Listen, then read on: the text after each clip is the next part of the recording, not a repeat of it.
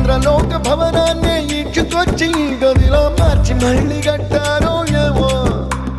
మాయజాలము తెలుసు మంత్రగారడి తెలుసు రెంటి కన్న ఇది ఇంకోటేమో నీలాకాశం నేలాకొస్తే